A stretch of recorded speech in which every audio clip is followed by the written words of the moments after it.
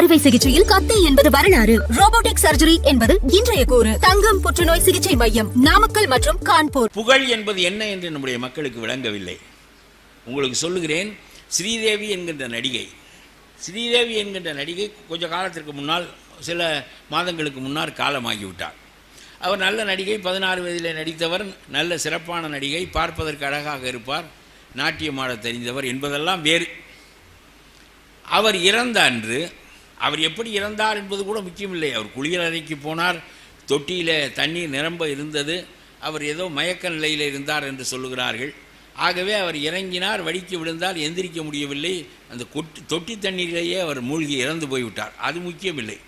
அவருக்கு பம்பாய் அரசாங்கம் அரசு மரியாதை செலுத்தியது, ஸ்டேட் ஹானர். துப்பாக்கிகளால் வெடித்து இராணுவம் முன்னின்று அந்த அவருடைய அடக்கம் நடைபெற்றது, தேசிய கொடி போர்த்தி. அது யாருக்கு நாம் செய்வது வழக்கம் என்றால், பெரும்பாலும் முதலமைச்சர்களுக்கு செய்வது வழக்கம். முதலமைச்சர்களாக இல்லாதவர்களில் பெரியாருக்கு அந்த மரியாதை நடந்தது. முதலில் காந்திக்கு அந்த மரியாதை நடந்தது. தேசத்தினுடைய எல்லா படைகளும் கூடி நின்று ஒரு பிரதம மந்திரியை விட 100 மடங்கு 100 பிரதம மந்திரிகளை உருவாக்கக்கூடிய ஆற்றல் வாய்ந்த தலைவன் என்கின்ற அடிப்படையில் காந்திக்கு அந்த மரியாதையை செலுத்தினார்கள். அதற்கு பிறகு தகுதி வாய்ந்தவர்கள் அரசு பீடங்களில் அமர்ந்திருக்கவில்லை என்றாலும் அவர்களுக்கு அந்த மரியாதை செலுத்துவது வழக்கமாக இருக்கிறது. ஆனால் ஒரு நடிகைக்கு அந்த மரியாதை செலுத்தப்பட்டது. நடிகை குறைவானவர் என்பது என்னுடைய கருத்தல்ல. அவர் புகழுக்குரியவர் என்றெல்லாம் புகழ் மாலை சூட்டினார்கள். நான் சொல்லுகின்றேன், பல படங்களில் நடித்தார், பெரும்பொருள் ஈட்டினார், வசதியாக சுகமாக வாழ்ந்தார். அவர் நன்றாக நடித்தார், நன்றாக சிரித்தார், நன்றாக அழுதார் என்பதற்காக அவருக்கு அரசு மரியாதை செலுத்த வேண்டும் என்று சொன்னால், இந்த நாட்டில் அரசு மரியாதை எதற்குரியது என்கின்ற கேள்வி நமக்கு பிறக்கிறது. நாட்டிற்காக பாடுபட்டவன், சிறையிலே வாடியவன், செக்கிழித்த வ.உ. சிதம்பரம் பிள்ளை போன்றவர்களுக்கு இவையெல்லாம் செலுத்தப்படுமானால் அது நமக்கு புரியும். ஆனால் ஒரு நடிகை புகழ் பெற்றவர், அவர் she was a very popular artist என்ற அடிப்படையில் நீங்கள் அந்த அரசு மரியாதையை செலுத்துகிறீர்கள். ஒரு கிரிக்கெட் வீரர் டெண்டுல்கருக்கு உயர் ரக பெட்ரோல் இலவசமாக வழங்கப்படுகிறது. அவர் வெளிநாட்டிலே வாங்கிய கார்களுக்கு வரி விதிக்கப்படுவதில்லை. அவருக்கு அரசு வீடு கொடுக்கிறது, பெரும்பொருள் கொடுக்கிறது. ஒவ்வொரு அரசாங்கமும் வெற்றி பெற்று வந்தால் அவர்களுக்கு பெரும் மரியாதை செய்து பெரும்பொருள் வழங்குகிறது. நான் கேட்கிறேன், இவர்களெல்லாம்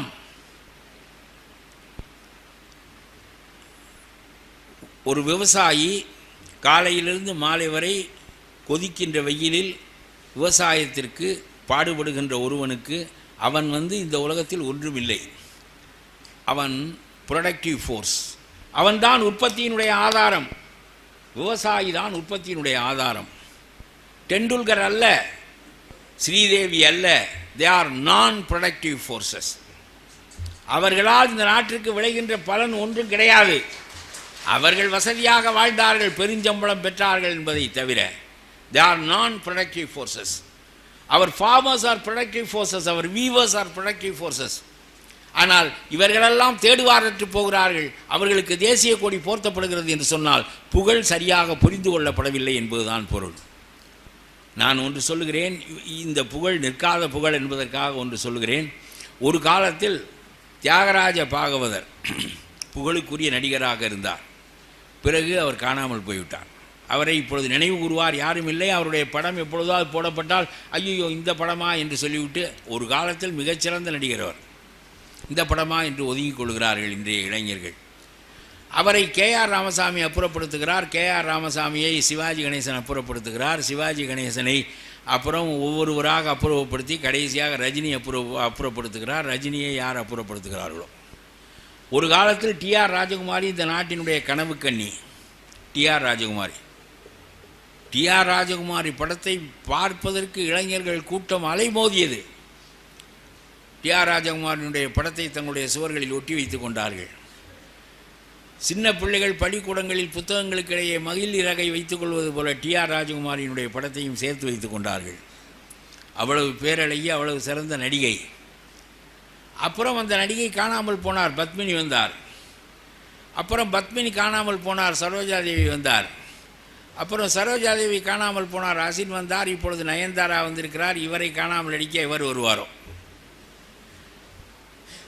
நான் சொல்லுகிறேன், if one is replaced by somebody it is not real fame. ஒருவரை இன்னொருவர் அகற்றிவிட முடியும் என்றால் அது புகழ் இல்லை, அது புகழே இல்லை.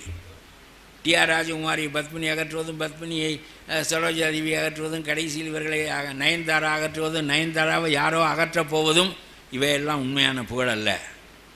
2000 ஆண்டுகளுக்கு முன்னாலே வாழ்ந்த வள்ளுவனினுடைய புகழை யாரும் அகற்ற முடிந்ததா? மிகச்சிறந்த கொடைஞனான பாரியினுடைய புகழை இன்னொருவன் அகற்ற முடிந்ததா?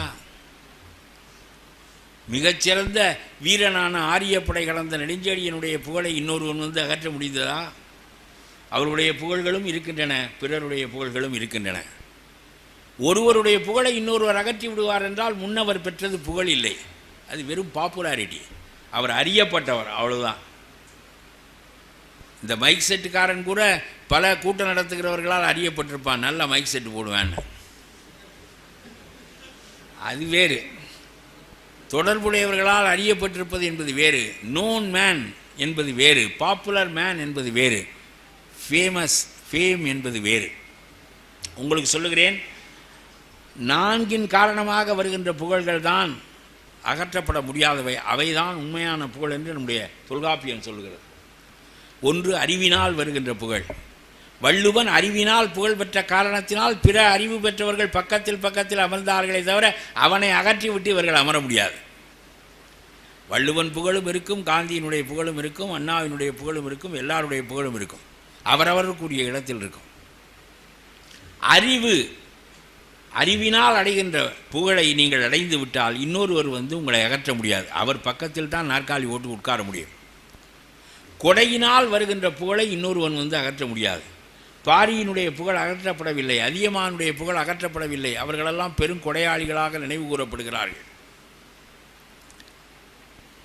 அறிவின் காரணமான புகழை அகற்ற முடியாது, கொடையின் காரணமான புகழை அகற்ற முடியாது. இன்றைக்கு அழகப்ப செட்டியார் இருக்கிறார், வள்ளல், பச்சையப்ப முதலியார் இருக்கிறார், வள்ளல். இதுபோல எத்தனையோ பெருங்காரியங்களை செய்தவர்களெல்லாம் ஊரளவுக்கு செய்தவர்கள் ஊரால் நினைக்கப்படுவார்கள். அறிவின் காரணமாக வருகின்ற புகழ், கொடையின் காரணமாக வருகின்ற புகழ் 2, வீரம் அல்லது தியாகத்தினால் வருகின்ற புகழ் 3. மகாத்மா காந்தியினுடைய புகழை பகத்சிங் அளிக்க முடியாது, பகத்சிங் புகழை சுபாஷ் சந்திர போஸ் அளிக்க முடியாது. ஆரியப்படை கடந்த நெடுஞ்செழியனுடைய புகழை மகாத்மா காந்தி அளிக்க முடியாது. இவர்களெல்லாம் வீரத்தினால் தியாகம் இழந்திருக்கிறார்கள் என்றால் அடுத்து வருகிற தியாகிகள் பக்கத்தில் அமர்வார்களே தவிர அவர்களை அகற்றிவிட்டு இவர்கள் அகர்வதில்லை. டிஆர் ராஜகுமாரியை அகற்றிவிட்டு பத்மினி வந்தது போல. ஆகவே சொல்லுகிறேன், அறிவினால் வருகின்ற புகழ், கொடையினால் வருகின்ற புகழ், தியாகம் அல்லது வீரத்தினால் வருகின்ற புகழ்தான் நிலையானவை. தொல்காப்பியனிடம் நம்மை போல சாதாரணமான ஒரு ஆள் கேட்டார், நம்முடைய நாகை நாகராஜனை போல, ஏன்யா எல்லாம் இப்படி இவங்களுக்கே சிம்மாசனம் கொடுத்துட்டு என்ன அப்புறம் நாங்கள்லாம் இருந்து பிறந்து வளர்ந்து எங்களுக்கெல்லாம் ஒரு மரியாதையும் இல்லையா என்று கேட்டால் வள்ளுவன் சொன்னான், பிறர் பழிக்காமல் வாழ ஒரு மனிதனால் முடியுமென்றால் அவன் அறிந்த கூட்டத்தில் அவன் புகழுக்குரியவன் என்று சொல்லிவிட்டான்.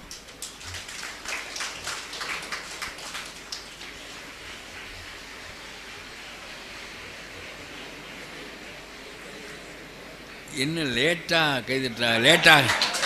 லேட்டாக கேட்குதா?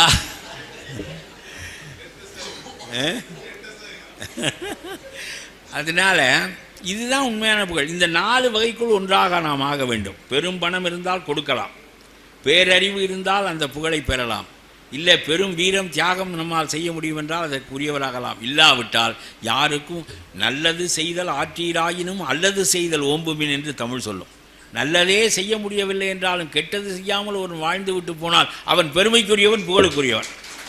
அறுவை சிகிச்சையில் கத்தை என்பது வரலாறு, ரோபோட்டிக் சர்ஜரி என்பது இன்றைய கூறு. தங்கம் புற்றுநோய் சிகிச்சை மையம், நாமக்கல் மற்றும் கான்பூர்.